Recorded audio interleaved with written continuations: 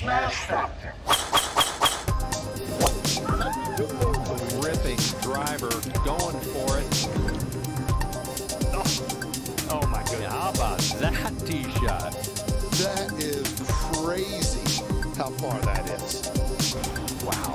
John Daly, take a back seat, big fella. How about that drive? That's an aggressive line. Man, that is beyond long. Look at this. He's just driven the green. He has just driven the green. I guess hello world, huh? Welcome everybody to episode 99 of the SmashFactor WGC Mexico 2020. Gup here as always. Exciting week this week, great week last week. As you heard, episode 99. So next week we get to have our 100th episode, which was pure luck that it falls on the Honda week. So a couple surprises in store for next Monday. Stay tuned for that. And, you know, as we approach this week, which is a no cut, kind of a tricky type event, coming out the heels of really a great Sunday in golf, you know, similar to 2 weeks ago where you had some guys collapsing. Scott fought back. Rory was still right there. DJ had a chance. H3, we all know, was a big fan favorite of ours as always, but to get him 300-1 pre-tourney, and then I had him in one of my 3 lineups, so he helped me a lot. Even on a 5 or 6 week for me, still made all my money back plus about 30%. So a lot to talk about on last week. We'll get through that, and then into the WGC Mexico, which was one of my better, or if not my best event last year. DJ obviously won it. He's won it 2 of the last 3 years that it's been here at Golf Club Chapultepec. So big names seem to show up here. So it'd be interesting to see how I'm going to dive into it. Got a couple thoughts there. Before we go any farther, we'll review the Genesis Invitational Tigers Tournament. A lot of huge cut makers or missers right on the number at the end. At one point, I saw as high as like 70% 6 of 6s when we had a potential like 87, 88 guys going to make the weekend. I think it was probably the first time we've had a one like this where it was going to be a big swing, probably the biggest swing on whether it went, you know, even +1. For a second, +2 was even kind of creeping in there. But and a lot of key guys that were on the number. 12 of my 14 guys in my pool made the cut. And the 2 that missed it were Neiman and Kokrak, and they missed by 1 and 2 each. Kokrak was fine, then it kind of fell apart at the end. Finau was the same way. I thought he'd missed it because he was -1 with 4 to go, and he bogeyed. And so he falls to +1. At the time, the cut was at even. So I kind of thought he was dead, but wound up making it. We saw Matsu make it on the number, wind up getting a T5. He had a chance to win it late Sunday. It was a one of the weekends that, you know, certainly – one could say the excitement of Friday is almost as exciting as Sunday, just because you got to, if you don't, most of the time, if you don't get 6 of 6, you're pretty much dead. We are seeing with it. So it finished, I think, 67 guys, 68 guys, something like that made the cut on the T65 rule. And a lot of 5 of 6s did well, even with, I think it finished out, depending on the contest, you were in 10 to 12%, 6 of 6s. And I had no 6 of 6s. You know, so I had Neiman or Kokrak in one of my 3 lineups. And so it was 5 of 6 across the board. And like I said, I did fine, mainly because of my low owned guys did well. Luke List, Gooch, HV3, as I mentioned. I faded Bubba. So, you know, some of those moves pulled off a DeChambeau. I was on him all week, and at last minute didn't play him. Thought I was going to regret that, but you know, wound up, it still did okay with the guys I went with, but, you know, he was still a solid play, but very tight week. Not one to get discouraged by, because when anytime it's that close, and the nice thing about those kind of events, and we'll see it a little bit this week, is that we kept, I know I was out in and out most of the weekend, but, you know, when you have a tight leaderboard, that's when it matters most, because the position points matter so much that things can flip quickly. I know a lot of guys are winning a lot of money Sunday going into Sunday, and it flipped, you know, because of 2 or 3 guys moved down 8 spots, 2 or 3 guys moved up 8 spots, and the way they were doing it, whether it be birdies or Not the blow up holes, just worked out to your favor, not your favor. But you know, a great week overall with the golf. Scott finished it off late Sunday. It was kind of like he was the one that survived it. I don't know if he really went out and took it. He just made the least mistakes on the day, and so many guys at the end of the day. I mean, there's probably 10 at least that at some point was that within one or two shots, and you thought, man, he could win it. Get an eagle here somewhere, get a birdie. DJ, I thought was going to win it like 8 times. I was like, oh, now he's got it. He's in the lead. Even HV3, I think he was tied for first with 9 holes left. Obviously, he had the little bit of the miss hit on 10, gets a double, then a bogey, and kind of worked his way out of it. DJ, who's making every scrambling par save he could, but couldn't make a birdie to save his life. Easily could have won it. So I'll be interested to see, especially as we grind towards Wednesday, is the perception of some guys, how they finish versus others. One example would be like, DJ. Okay, everybody thinks, oh, he's a little off. He's not there. Whereas Scott, now he's won it. Is everybody just going to move off him? Meaning, sometimes I could think of it, if Scott would have finished second or third last week, a lot of people probably been like, man, he's a great play this week. He played great, looks great, and I'm on him. And now it's like, well, Scott won, and this is one that we say this all the time. It's one of the few sports, DFS sports, where we kind of move away from the guys that win and do well, which seems counterproductive. But a lot of those guys that go through this week in a lot of situations. JT, another guy I faded last week. And I don't really talk about who I fade and everything because I only have 3 lineups. It's not like I do mention, hey, if I'd had 20 or 30, I'd play X this amount of guys, that amount of guy. But doing 3, it's not like I'm going to brag about fading those guys. But Bubba was one I wasn't going to be on no matter what. I probably would have had some JT if I was doing an MME build, but was definitely underweight on him. Would have been underweight on him probably to the field. But for me, obviously we got our first winner. Had Adam Scott at 33-1 of the season. Not the season. We had a couple in the fall swing, but of 2020, the year. So that's always exciting to get a little bit of positive back. Betting was just a little under even. I lost I think 2 stars or something like that, 2 or 3. I went 3 and 4. But just a little bit under even on the year. Still grinding back from the horrible fall swing that I had, where I lost more golf units than I ever have in any kind of fall or normal swing. So trying to grind that profit back from there. Up on the fiscal year 2020 still barely, but we'll get through that as we keep grinding through and get a couple more winners on our plate. Overall, I like that tournament. It's a grinders tournament. You can see, Tigers, I don't know, -3 or so going into Friday. Then I think he even birdied another one. He gets a -4 at one point, and then he barely hangs on to make the cut, and then winds up finishing, dead last, like +8 or 9 or something like that. It just ate him apart. And there's several of those guys. I mean, Ryan Palmer, we talked about him a lot on the pod. He 1 hole gets a 9. I was playing in my MGA tournament, and I kind of looked at the leaderboard for the first time. I was like, what happened to Palmer? I couldn't find him because I just saw him and he was perfectly fine. I think he was in the top 8 at that point. He's -1 or something. And I'm like, where is he at? Where is he at? And all of a sudden you get a +6 on the hole. And it's like, ouch, got to see that replay. Because I'm looking at it and it looks like, man, he gets trapped in the bunker 5 times. What's going on here? So it was interesting to watch that video later on when I pulled it up. But those kind of courses are unique like that, and they're fun to watch. Not just a birdie fest and who's going to score the most. This week is similar, although DJ kind of walked away with it last year, winning by 5. On average, there's only been 30, 40 guys to finish double digits, I think, in the first 3 years. So not a ton of over 10 under scores, but on average, we're probably going to see a 15, 16, 17 type winner. So a little more scoring than last week, and you get a guaranteed 4 days. So that'll make an effect on our game planning as well. Real quickly though, we got a special announcement from our sponsor, 2020 site sponsor, Super Draft. If you haven't yet, use the code GUP, get $10 in bonus play when you put your first $10 in play.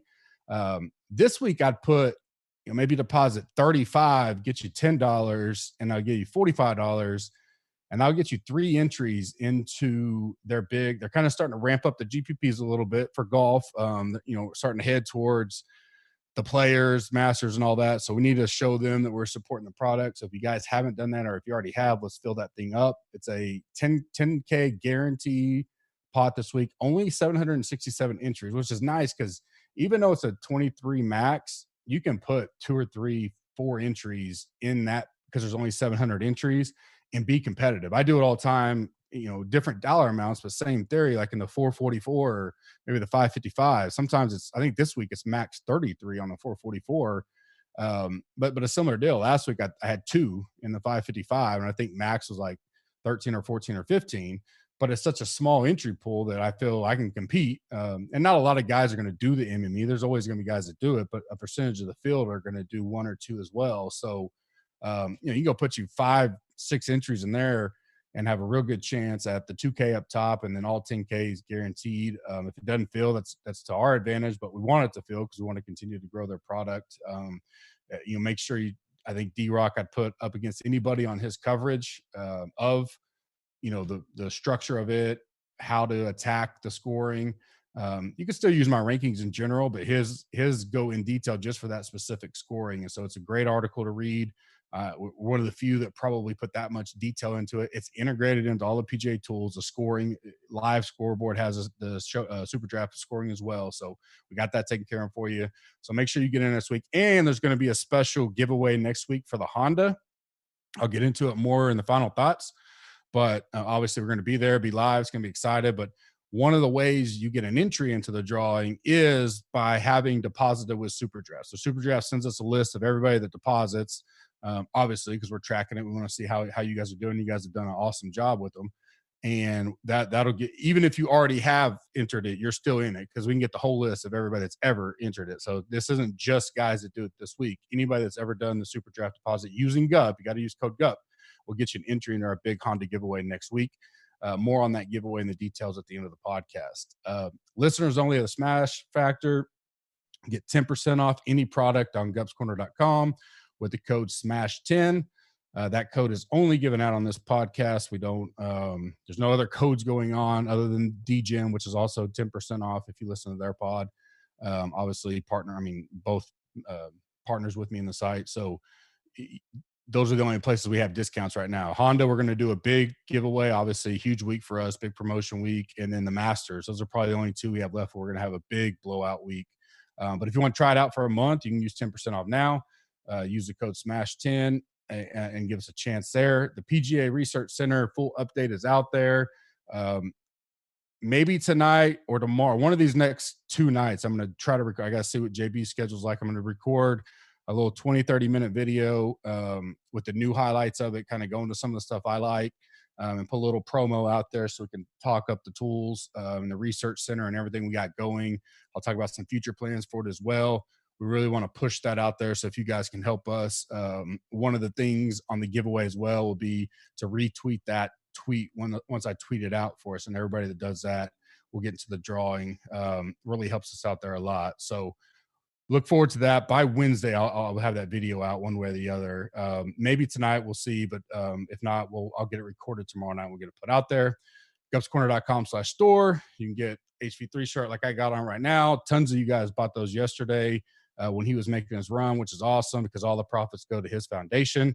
So you can head over there now and get one of these or get a merch combo pack, especially if you're coming out to Honda next week and wear that with us out there. So go check out gupscorner.com/store. Listener League winner last week was A.R. Higgs. Pretty solid lineup. I was looking at the pricing from last year to this year on a couple of tournaments, and you would have been able to fit this team together many times last year. But, he went DJ, X, DeChambeau, Kuchar, CH3, and Homa. Homa had a big run on Sunday as well. I think he started Eagle Birdie. So solid lineup there. He's one that I promise. I don't know where he was going into Sunday, but he wasn't in first. I can assure you that. And things fell right. Guys made moves, and 4 of those guys I think finished in the top 10. So great lineup for him. Hopefully he had it out in other contests and cleaned up. You guys retweet those when you have those listener league winners for sure, so we can acknowledge you. And any winnings you have on the contest, if you retweet those, we appreciate that. It helps us out a lot. This week, like I mentioned, we are at the WGC Mexico Golf Club Chapultepec in Mexico. As always, I'll refer you to the Fancy DJing podcast for Kenny Ken's breakdown, full in-depth breakdown on the course. He does it miles better than I ever could, and so no reason for me to regurgitate that since we're all brothers in this family. And he also puts that out on the site, plus member exclusive additions to the article Monday and Wednesday. It's a great read. It's been good information here this 2020 season. So go check that out. My Cliff Notes version, just on my research, par 71, 7,300 and 45 yards. Poa greens, Kakua fairways, like we saw last week, pretty much. Really small greens. You'll probably hear that a lot. Narrow fairways. Fairways are hard to hit. Probably the thing you'll hear most is about the elevation. Huge elevation changes at this course.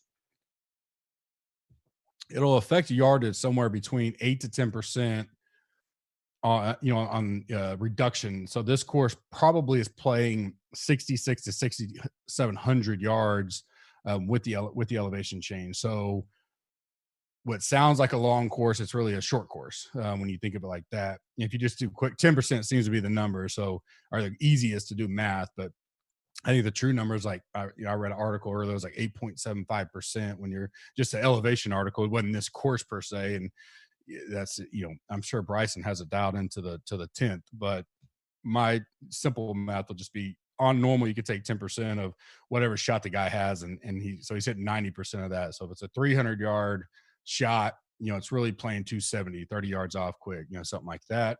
Weather concerns, none really. 75, 80 degrees, light wind.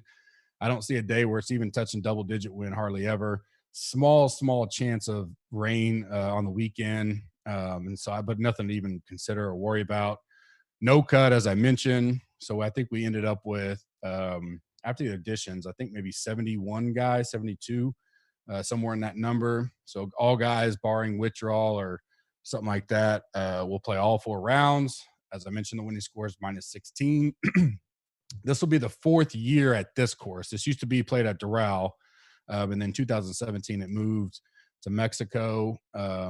And pretty much DJ's owned it since then. So he won in 17, Phil won in 18, DJ won in 19. DJ won by 5 strokes over Rory last year. Phil won in a playoff over JT. Remember, that was your JT hold it out from the fairway. That was some exciting stuff there. And then DJ over Fleetwood in 17 by 1 stroke. So, even if you go back to the other, and Doral doesn't really matter. It's kind of some of these bigger names always seem to show up. Adam Scott, DJ, Patrick Reed, Woods, Rose, and Watney were the winners at Doral. But WGCs are, I think, other than Tiger, DJ has the most wins on WGCs by far. So that kind of caliber seems to show up at these places. But you never know who's going to, someone could always surprise us. Stats for me this week, I'm going to look at some, I think, good approaches and hitting greens and are going to be crucial. So tiny greens, obviously. I do think you got to either look at either some kind of around the green game or bogey avoidance. With a lot of guys aren't going to make them. So who can get up, save par, move on, and not get in trouble. Ball striking, again, crucial. Off the tee here, when you look at we're adding this. It's on the site now, but just not in the full layout that I want. I've seen them preview from Josh the other day, ADHD, but we're basically going to show how that correlates to the normal courses on tour when you're looking at each stat. So where the importance is. Off the tee just doesn't even come up here at all. And probably mainly because, like we said, the elevation, you get a lot of length out of your ball. The long guys don't have that much of an advantage, but accurate drives do. So the guys that can be in the fairway the most, I think will gain a little bit of an uptick, but I'm more focusing on the iron game. I think that's what's going to come down to the short game, who can score, who can play well with their wedges, who's going to get the most opportunities. So, I'm putting scoring opportunities inside 18 feet in the model, and then green and reg percentage, as I mentioned, along with good approach. 24 of these guys have not played this course. The range numbers for the week, we got 5 guys in the 10K, 5 guys in the 9K, 11 guys in the 8K, 25 guys in the 7K, and 23 in the 6K. So pretty balanced out down there. It's not as heavy. I think it's the first time in a while I've seen more 7K than 6K. Now, I bet a couple of the ads that came in late today will probably be in the 6K. So it'll be about even, but lately we've been seeing heavy 6K. So it's good to see that. It kind of is encouraging some balanced pricing. Because you can't fit all these big guys in up top. So you're going to have to, pick and choose your spots as we get into the breakdown. But I like the pricing this week. I think it's pretty fair. No one really stuck out as just, egregious pricing, but there's always a couple spots where we can find some value. If you're new to the pod, our big segment of the breakdown is called the Dirty Dozen. I have 4 tiers, 3 picks each, 9K and above, 7,600 to 8,900, 7,500 or less. And then a final segment is flop, fade, and sleeper. I'll break that down when we get to it. Then I go through roundtable roundup. So I just mark down 8 to 10 names that, being by myself, I want to get a few more names out there that kind of good or bad caught my eye, couldn't fit the categories of the 12 picks. So just want to mention those. Then I go into the weekly strategy, which this week it'll focus on the no cut, 4-round scoring, how we look at that. And then we kind of wrap up into the bookmark section, betting, and one and done. And then we wrap it up. So let's go. First for me, I think it's going to be interesting to see ownership, and you'll hear me later kind of talk about where I'm not factoring ownership as much. So I don't want to sound like I'm contradicting myself, but there are going to be some spots in certain price ranges where it could make a difference. You may have to move off this way or move off that way. I don't, DJ's obviously going to be talked about. So we can start there. The he's won it twice, and then the year he didn't win it, he got 7th. So, top 10 seems almost automatic. He seemed a little off, but for as off as he was also really good at the other thing. So it's like, is he just a hair off, and then he catches one thing fire this week and he wins by 6 again or 4 again or 3 again? I don't know that. He's not the highest price, which surprised me just a little because his form's been pretty decent. But you look at Rory's got a 7th and a 2nd here. And if you take putting out, I think he has the best tee to green of the field, the 3 years combined. Obviously, he only has two tournaments, and a guy like DJ has 3. But he's played this course great. He's number 1 in recent form for me as well. A 3rd at Farmers and a 5th at Genesis. So he's come off his break and done a great job. There's no reason not to like him at 11.5. I did think it's going to be interesting because I would think I'd take DJ in the $500, but it's not a huge enough advantage for me that I could go either one of those, and I'll just kind of have to decipher how I want to build. I really like those 2, and I think they do well this week, so I will probably be on them, and I may have to fade the rest of the section unless I go MME style. I haven't figured out if I'm doing that yet. I'm gonna look at some more contest breakdown, but JT. I've said this on Showdown, but the only thing I didn't like about him is like he didn't just have one thing off. Like he seemed off all over, and it could just chalk it up to a bad week and move on. So he could be a good bounce back. But I don't know if I can get there this week. I'll talk about him in the roundup a little bit. But Rory, DJ are my first 2, and then Fleetwood. I love Fleetwood. I do have my notes saying that I hadn't listened to anything yet, but I'm going to imagine that he'll be talked up a lot and chalked this week. He finished 2nd and 17 here, then a 14th and 19th. He's played well overseas, when he hasn't been over here in PGA lately. He hasn't played any of the last 6 on the PGA. So that's a little concerning, but I do like his game for this course. I think he's in plenty of good form that unless he just gets super chalky, then I may have to move if X is going to go unnoticed, but I'm sure X will get talked up. He always gets I know Nagels Bagels will be all over it that he gets the name of he can win the limited field events. But right now I like Fleetwood just out of the gate on Monday. We'll see how that kind of winds into Sunday, but those are my top 3 in this section. Next section, 7,600 to 8,900. This section's loaded. I think there's a lot of good players in here that you're going to have to go to try to be, get your guys in. And they're going to have to pick our spots down low that looks a little scarier because most of these guys are Euro guys. You don't hear a lot about them. You don't see guys go deep diving, like true deep diving, to find out how they've been playing, what kind of events have they been playing, what kind of fields, all that kind of stuff, which will help you out with that, obviously, with our premium content. But probably again, he was the highest owned last week was Morikawa, and I don't know that he won't be again this week. 8,500 seems really cheap for him. He's number 1 in my stat model. His last 4 out have been T21, T21, T25, T26, and that doesn't sound great, but for the price, that's pretty good. He's never played here, so that's could be concerning, but he hadn't played a lot of these places for the first time, and I don't even know if he's missed a cut here or when the last time he is. He just seems to be a grinder. Gets through it, plays well, ball striking machine. Recent form, he's 9th for me. Nothing to scare me off Morikawa there. And I'll get to this in the strategy segment, but don't be afraid to play what you think is chalk this week because you never know. And these events are the hardest to predict ownership. Some of them I nail and I'm really good. I've had some where I was way off, right? I just missed a couple guys. And when there's so many tight guys, because it's a small field, you get a few off way bad and the whole field's messed up, right? So I take it with a grain of salt to an extent on ownership, but you can play the guys you want that are chalky. You just got to be unique in one or two spots. And I think a lot of people get into a habit of kind of blending into my strategy segment. But just quickly, I think a lot of people get into the habit of all chalk is bad chalk, and I can't have no chalk in the lineup. So they go from one extreme to the other, from like everybody's chalk, so they just don't play any of them. And I'm like, you don't necessarily have to have that. Like, you can have 2 or 3 guys that are talked up. I mean, you could go DJ, Morikawa, Corey Connors, and then just be different somewhere else. Like last week, I had a pretty chalky lineup in the 555, but I had HV3 and List. They were both well under 5%. I don't even think maybe List was close to 4 or 5. HV3 was way less. And that's all I needed. The other 4 didn't matter how chalky they were. And that's why I made decent money and was winning it Friday night with, I think I went into Friday night second or third or something like that. And then I was still in 12th going into Sunday, only with 5 players. So it can be done. I don't think you have to get off all your favorite players that you think are chalky. I think sometimes we do that instinctively, as opposed to just saying, okay, which ones do I want to eat versus what I don't want to eat. And Tambo goes into a good job of explaining that, especially the MME style. And sometimes in the MME style, you can just be underweight. Like, okay, I'll take Morikawa. He's going to be 30% owned.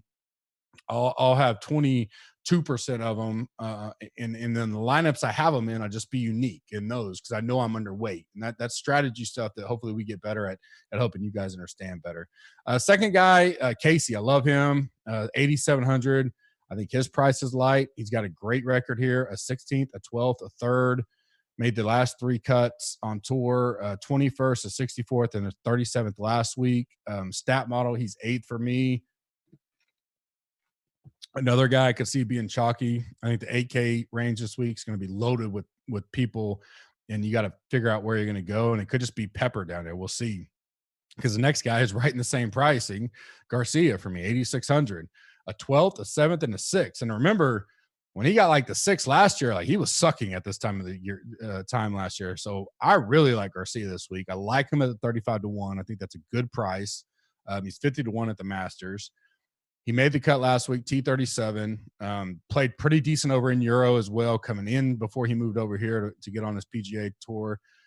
Really like him, but I'm interested to see. I think this is going to be spread out in this 8K range because you got Morikawa, you got Casey, you got Garcia, you got Reed, you got Bubba, who's a bounce pack potential. You got Woodland, who we hadn't seen at all, and he was red hot, and now he's just kind of been quiet. So is he the sneaky one? Fitzpatrick played well last week. Top 30. So, I mean, this 8K range is loaded with a lot of good choices, and I think it'll spread out that ownership. So I wouldn't be afraid to load up. And a unique thing could be maybe you take 4 guys from the 8K range and then get different. That's not the end of the world type deal. So I'm interested to see where that kind of stuff gets talked up as we get to Wednesday. Third tier for me, 7,500 or less. Going to start out with Mr. Baby Swag. I know Phil's excited to have him back. $7,400 I'm in. So Benny on returns from the baby being born. A T9 at Waste Management, T45 and a T48 here. So not the best finishes considering there's only been, there's only 70 guys, but I love, he's good. He's a fan favorite. We like him in general. The putting, he seems to putt better here than some places, but he's just on the brink. But at 7,400, and you don't have to worry about a miscut. I'll take those kind of guys at $7,400. So I'm 16th in my stat model. Great around the green. He hits a lot of greens and he's 4th in the field in scoring opportunities inside 18 foot, a stat you can find on the PGA Research Center. So I like him this week a lot. Corey Connors, go right back to him. Bounce back candidate. Think he was pretty highly owned. I can't remember. I can pull it up, but miscut last week. Nothing changed in my opinion with him. He's top 6 in my stat model. He hasn't played here. That'd probably be my only concern. Recent form, he missed a cut, but a 45th at Waste and a 12th at Sony. I don't, again, he's another guy when I don't have to worry about the cut. I like him. So these guys that are on team no putt, I don't mind going to him when I get 4 rounds. And he's a guy that can get eagles, right? So can Benny on. So I definitely don't mind that. Scotty Scheffler, kind of a PGA DFS fan favorite in a lot of times. We'll see where he comes in at ownership wise. 7,100 seems really cheap for a guy that's got a lot of talent. I like to see him T30 last week because I think he was kind of getting the narrative. Well, he can only play at good or easy courses. And so to have him, he got a third at Amex, then he missed a cut at Farmers and missed a cut at Waste. Well, he comes into one of the hardest courses that's played this year that they played this year in general, and gets a T30, grinds it out. He's 12th in my stat model. Super cheap price. I imagine he will be one of the higher owns in the low 7K, but he's a guy to keep on your radar. We'll see where that guy comes in. Fourth and final tier of this segment, flop, fade, and sleeper. Flop is someone I think won't return their price value, so dollar per point. And then fade is just a guy, maybe ownership, maybe the stretch he's on, maybe, course history, whatever. You just fade him to fade him. And then sleeper is favorite play under 6,900 or less. This week's a little tougher just because there's not a lot under 6,900 that I think people will like. I think there's going to be some chalk down there. A lot of guys will gravitate to the same players, but we'll see how that turns out. My flop's going to be Webb Simpson, $9,800. I do think he could be low owned, and it doesn't mean that you couldn't wind up on him by Wednesday, but not really done too much here. T39, T37, and you say, well, you just liked Benny on. He was 45th and 48. Well, it's a $2,400 price saving. So my whole point here is that 9,800. He's probably the 6th, 7th price guy in this field. I mean, he's got a top 10 to get that money back, and he's yet to do anything better in top 35. So, although he won the Waste and third at the Sony, so he's red hot on recent form. Stat model, he's okay for me, but I just, at the price level, I'm going to pass on him right now. I mean, if he just comes in stupid low own, less than 10% or something, which I don't imagine just because he's, people will know who he is. Maybe I take a look at him, but for right now, I'm going to go flop on Webb. My fade's going to be Kuchar. I think Kuchar will get some ownership. He generally does anyways. $8,800 seems really low for a guy that just got second. So he was on the leaderboard. He was leading Thursday, Friday, Saturday. So everybody saw him. They know him. He's not really done well here either. He's got a 20th the first year, which is pretty good, a 58th and a 50th. So nothing crazy. He is on a good run. He missed the cut Sony, and then he had T16, T38, and a T2 last week. So he played well, but he was putting his ass off last week. And so stat-wise, he's 46th in my model. And so $8,800, he's going to be my fade of the week for me at that price point. Sleeper for me, I'm going to go back to – this is one guy I talked myself off of late last week, and he still wound up, balling out and returning great value, Carlos Ortiz. I moved off of him late. He got a T26, which is more than what he needed to do at his price. His last 5 tournaments, T53, T48, miscut, T25, T26. He hasn't played here before, but I'm not worried about that. He hadn't played here on tour. We may have been down there. I'm not sure if he's been around Mexico a lot, but certainly he's probably played in elevation and stuff like that. So I'm not really concerned about that. His stats, he's top 22 for me. So $600, I just worry is going to be chalked up again. And so what I will say is you don't want to start with, like, if you think Morikawa, Ortiz, you don't want to get 3 or 4 guys. 3 is okay. 4, you're pushing it. If you just go super chalk, because then your next 2 have to be so different, because if all those 4 hit, you're not gaining that much leverage on the field. So I think some guys, we forget that, but you can mix and match your chalky guys in a few lineups as well. It's another way to get around the unique build that we talk about. But Ortiz is my guy under 6,900 this week. I love the 125 to 1 odds as well. I do. I mean, obviously it's a heavy, we'll get to betting a little bit, but a heavy, top heavy winning event. So you don't want to spend a lot of money trying to find some super sneaky play, because odds are someone in the top 10 of the betting odds are probably going to win this thing. But it's okay to throw a few, few crumbs on a couple guys on there in case they get hot, especially if a cash out option. Maybe you can make a little money even before the event ends. But kind of round table wrap up for me. I mentioned a lot of these guys a little bit, but X, great track record in general in these kind of events. Played great here, an 18th and a 14th. coming in pretty good form. Miscut at the Farmers, then a 16th and a 23rd. Nothing crazy. $9,400, kind of a sweet spot. I'll be, if he wants, like I said, if Tommy's going to get all the ownership, then maybe that's a pivot to him, or maybe X gets all the talk up and then Tommy becomes a good play. So that's one I'm looking at. DeChambeau is a guy that I think could go way overlooked at 9K, because people will gravitate to Fleetwood and X, and then they'll drop to that sweet 8K spot. And so maybe D-Cham's the guy. He's not going to, rate real high right now because he's still going through some of the tournaments that he kind of went on that downturn, but I think he's making his move back. He finished 5th last week, 52nd at the waist. He did play here last year, nothing great, T56, so bottom half of the field for sure last year. So there's nothing that sticks out, but if you're going to give like a 6% Bryson, he's certainly worth a look, especially GPP style. So we'll see how he comes in. Matsu, he is the other five-figure guy that I will take a strong look at. Obviously, I like Rom, but I don't know if I can get there this week. He hasn't played really. He got a 3rd here in 17. Rom did, and then a 20th and 45th. Matsu's just playing good. He got a 5th last week again. I don't have to worry about a cut. We always know Matsu can sneak up the sneaky miscut every once in a while. So when I get 4 days of him and the way he can score, and probably very few better ball strikers in the tour than him, that I always take a look at him. It was one of those weeks you kind of wish he was 9,900, because I know Tambo would be on my side, but he's probably going to be a fade this week for Tambo. But I like Matsu. Take a strong look there. I already talked about JT. That's going to kind of depend on the buzz. I'm not going to play a chalky JT here. I'll go elsewhere. I'll just take my chances. But if he's under the radar, people are off of him because of the performance last week. JT's an elite talent. I'll play an elite talent when people are off of him anytime I can. Snedeker, I really like. He just missed out on my dirty dozen, but he played here 3 years ago in 17, got a 7th. Coming off 2 missed cuts, but before that had a T3 and a T12. And really why I like him is just the price. I think his pricing is good. 7,700. You don't have to worry about a miscut. He can score. He can get eagles. He's got great, he hits the greens a lot. Good, accurate driving. He's top 20 in the field there.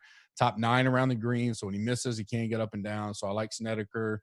Kisner, he's down there with like, Scheffler, who I think could be popular. I don't know if kids will get a lot of talk up. Reevy, obviously Binion, as I mentioned. So he's in that zone, 7,200.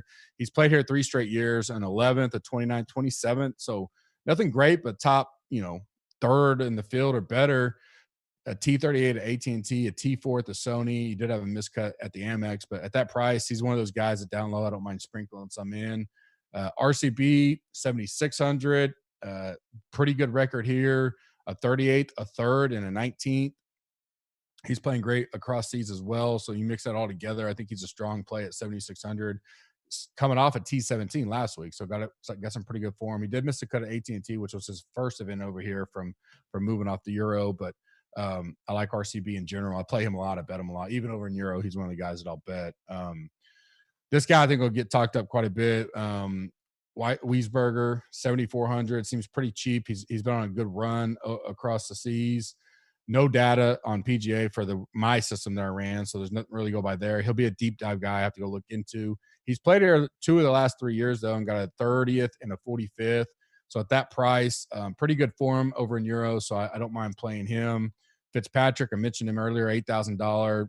Good form, good price for him. He's played here 3 straight years, the 16th, the 30th, and 27th, certainly on my list. Sung Jae plays every week. We don't have to worry about that.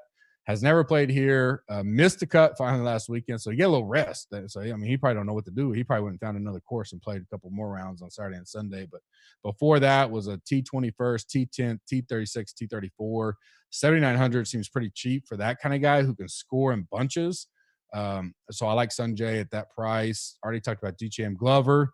I like Glover this week. I think he's a solid play in general. And he's one of those guys that I put in there with Binion and like a Luke List type and court. I don't have to worry about him missing the cut because he can miss a cut in a heartbeat. Played decent at AT&T and Farmers, making the cut, didn't really do any damage. T23 in my model. He's just a good guy for me at that price. If I need to go low, $6,800, I know he can score if he gets hot. And not really terrible in any part of my stat model. So he's on the short list for me. And then last but not least would be Speed. I think I'm slowly. I almost played him. I think I may have put him in my third lineup last week, but I know I was almost playing him for sure last week. Um, Showed enough for me last week to, I think he make a run at some point, and especially he's in my bookmark section, especially courses that he's used to and played a lot. Pretty good record out here: a 12th, a 14th, and a 54th. So he's played well out here. Driving gets a little wayward. We know that. It's not a huge penalty out here, but you can't get him in trouble. I'm more worried about can he get his iron games and hit greens. I don't want him scrambling all day. So that's my only worry at 8,000. But I think the $8,000 mark is going to get you good ownership leverage. So MME, I would for sure be in on him in some way, shape, or form. I don't know if I can get to a 3 max build with him yet, but he's on my radar. At least as we climb to Wednesday. As I mentioned on overall weekly strategy, it's a limited field event. With the no cut, it always provides unique building strategies to try and differentiate, yourself from the others. The middle of this field is very strong. I talked about the AKs are just loaded. The big boys always seem to show up here. So making where we go up top crucial to this week. I think balance will be probably one of the more popular methods, and maybe a top guy, middle, and then one low guy type of balance. I don't think it'll be all balanced, but I think you'll see a lot of lineups that they don't play anybody in the 10K, which is a little dangerous because we already said multiple times that, these big boys, someone winds up winning it. So it's hard not to play someone, Rory, DJ, JT, Rom. So I think those guys will get played in that 8K. I think the 9K range could get passed up on because the 8K range is so strong this week. And then you sprinkle in some 7 or 6s. And a lot of the 6K range are guys from Euro and Asia, like I said. So on the public, quote unquote, it's hard for them to decipher who those guys are. So they kind of stick to who they know, which I think will bump up the balance build in the big GPPs is more what I'm speaking of there. I think your 1 to 3 max builds are going to be, those guys are, sharp enough to know what they're building. So I wouldn't get too caught up in ownership, and I'd focus more on unique builds like I talked about.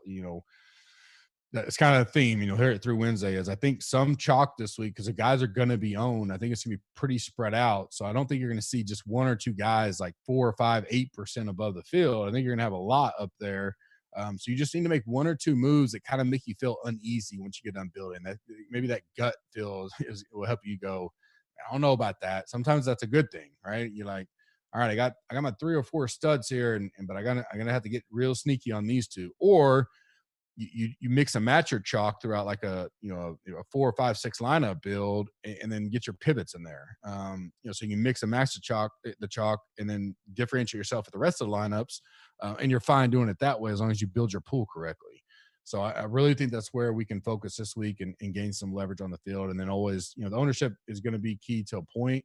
We'll have to see where it comes out. I did a lot of research last night, and then a little bit earlier, and we continued just looking at. I pulled every limited field event, so no cut events, to kind of just see in general where ownership came from. Not necessarily names, just kind of how the builds looked and how the percentages look, so I could kind of reprogram my mind. I think it's not a normal week, and so I really want to hone in on that and give us a great advantage for the premium members out there. So I'm going to work hard on the ownership this week because I think it's important if we nail it and get it right. So stay tuned for that as we climb to Wednesday. Bookmarks this week are just, I picked 3 guys each week that kind of caught my eye for one reason or another. Spieth was one of them. I mentioned that. Obviously in play for the Masters. I'm interested to see if they ever move his odds back. I'd love to get him at a bigger number, but I think he will win this year at a course that he's plays well at normally, like a good court, and he plays Augusta well. So I think he's got, once he gets comfortable in himself, whether that's at a good course he's been at or just it clicks for him and he takes the lead in a tournament, over the weekend or into Sunday, I think he'll be fine. He just needs to build that mentality back up. He's mentally strong just at his peak of his game. He grinded out some of the best. So I'd be interested to see where he comes in at, in some of these other tournaments this week. I don't think he'll touch 10%. So I think it's a good leverage, but keep an eye on Spieth and see, is he slowly starting to make that turn and get things out, or does he go right off the tracks again this week and get 62nd? We'll find out. JT, mainly, I mentioned earlier, most of his stuff was off last week. It wasn't just one thing. So I'm interested to see how he bounces back this week interested to see the perception of the community, the industry. Are we off him because we think something's way off? Hadn't been playing too great, but he's JT, right? He basically got a miscut, a third, and a miscut his last 3 out. And here he's finished ninth, second, and fifth. So he's never finished worse than ninth. He's just like DJ in that sense, or Rory. So I don't mind playing him at all. And I think these guys are good enough that he'll show up and can fire. And so this is the bounce back week. I'm certainly don't want to miss that. So that'll be key for me, especially if I only go 1 to 3 max build, because it's be hard to do Rory, DJ, and him. But certainly it'll be on my short list. HV3, we talked about it. Good to see him snap the miscut streak. Tied with lead with 9 holes to go. I really hope he plays a Honda. We'll know that by Friday when the field gets kind of finalized. It'd be awesome to see him out there, especially with us being there. So hopefully he gets out there and plays. I think those kind of courses, the tough ones, just like Genesis was, I think he can grind with the best of them. And he was there last year at the Honda, so I like seeing him there. Hopefully he comes out there and just watch him in general, because he's got a great game and he's going to be underpriced still next few tournaments, whatever it is. So if we can get some good leverage with him, I think he could go under the radar in DFS in general. So that kind of wraps up the bookmarks of the week for me. Leads us into the betting strategy of the week.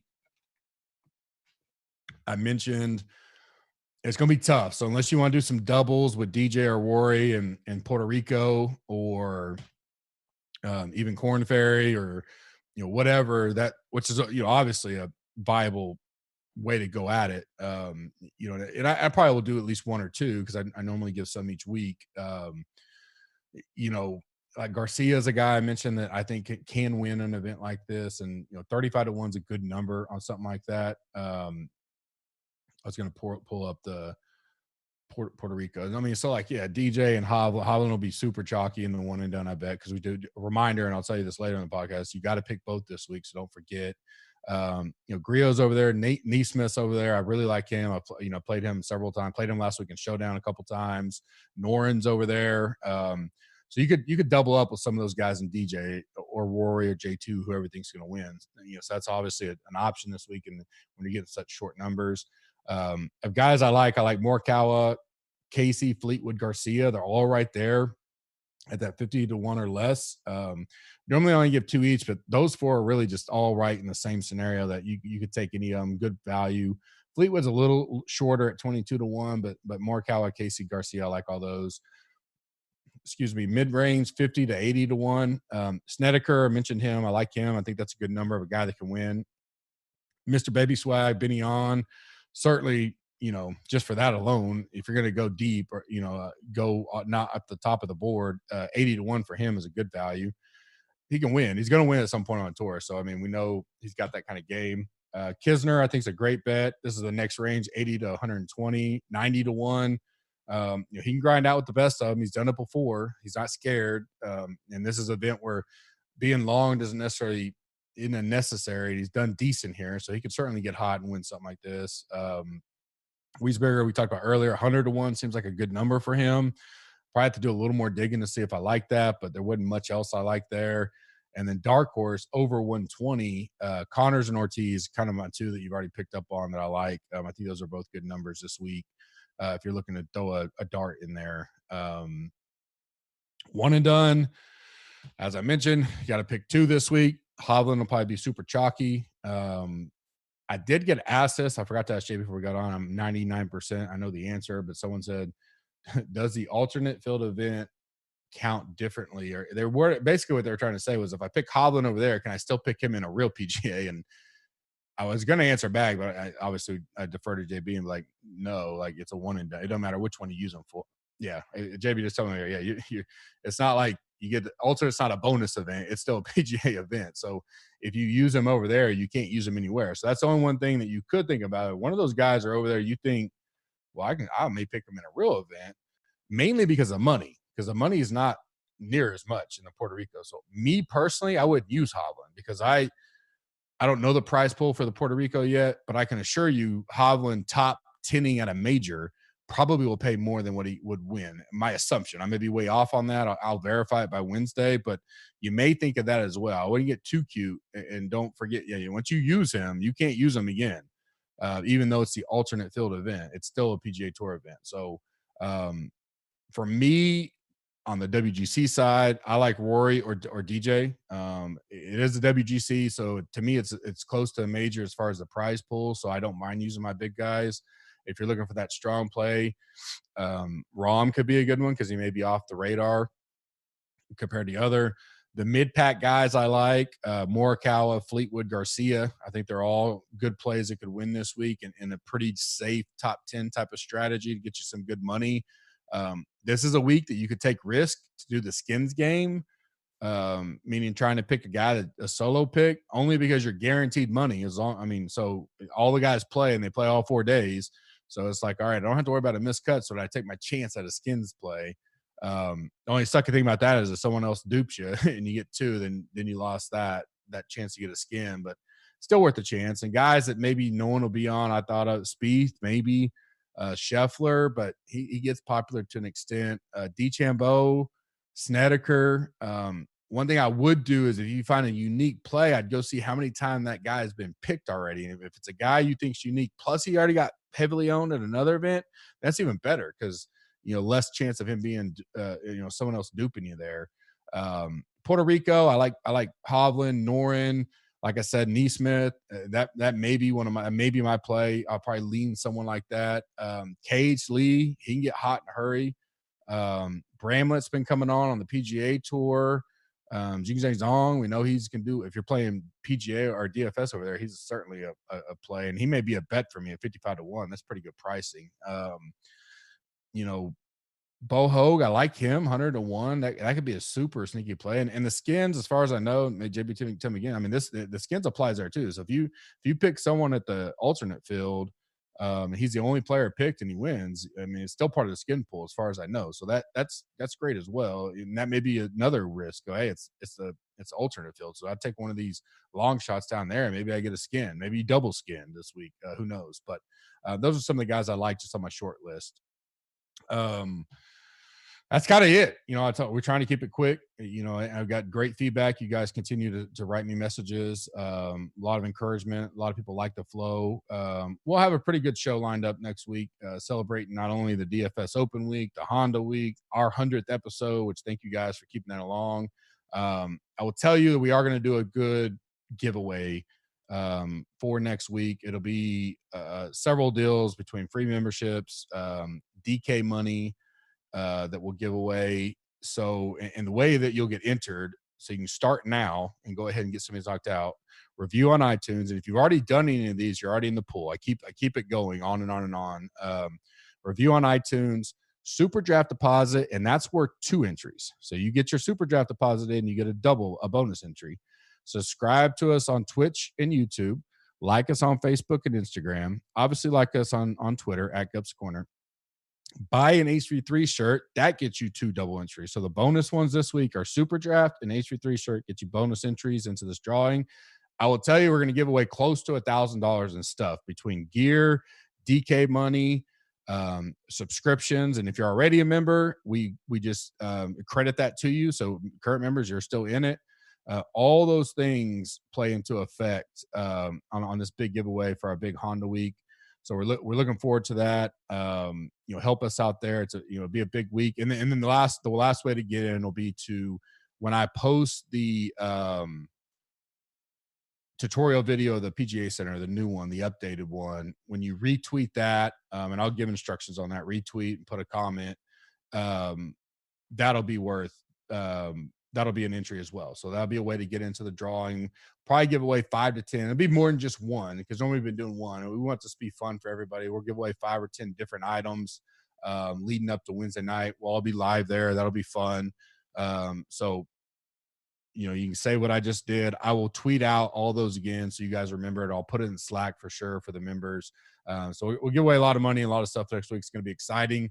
It was interesting that I'm not gonna go into too many details, but my theme tonight on my final thoughts was a life's too short type of deal. With the Kobe deal, We had Steve Story in the Slack have a out of nowhere death in the family.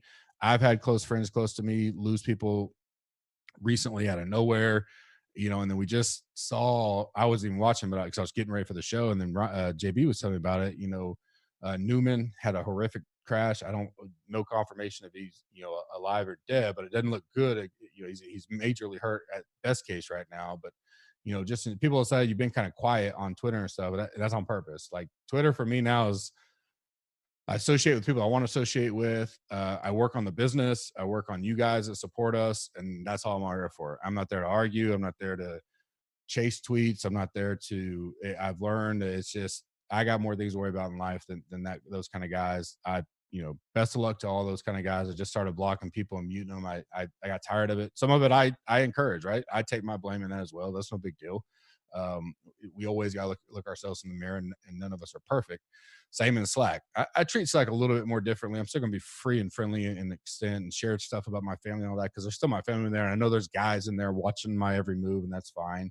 But I'm not going to be belligerent in there or anything or talk about anybody. It's still a family and fun environment. But, you see it in an instant, right? I mean, Newman's, from JB's standpoint, seconds away from winning this thing to now he's fighting for his life potentially. So, I would wake up every day and, obviously blessings to be alive and be on the right side of the dirt, but then also think about what's important that day and what really matters. And that's what we focus on. So great week coming up. I'm excited for the WGC, really excited for next week. Obviously it's our super big week for the Gups Corner community, the DFS Open. Go check out that website. We also are going to be hosting the live leaderboard on gupscorner.com. It'll be free for anybody. There's going to be a donation link on that site. So I think we're going to run I think Joe and Ryan are going to run some not contests, but do something for people that are unable to attend but donate. So all the money you donate will still go to the cause we're working for at that deal. And I think they're going to run something so that you guys can feel a part of the deal as well. Be on the leaderboard. If you donate, you get an entry into their giveaway or something like that. Check out them for more information. I don't want to take it away from them, but we're going to support that and help that as well. So looking forward to having a lot of new people come check out our site when they get on there and see what we're like. ADHD's building a live app. It looks sweet. Melinda's helping getting on the site. Joe and Ryan have been great with endorsing that and helping us get that set up and getting things how they want it. It's going to be a well-run event. Looking forward to being down there. We'll see you guys, Tambo and I, as always, Wednesday night, 8:30 Eastern for Emergency 9. I got a feeling this one's going to be pretty hot. Lot to talk about, a lot of key movement there by the time we get to Wednesday night. And then you'll get us two together. We'll start talking about the DFS Open and good stuff there. So we'll see you Wednesday night at 8:30 Eastern for the Emergency 9. And then big week next Monday. So looking forward to that. Thank all you guys for the support. We appreciate it. Have a good week, and I'll see you Wednesday. SmashFactor.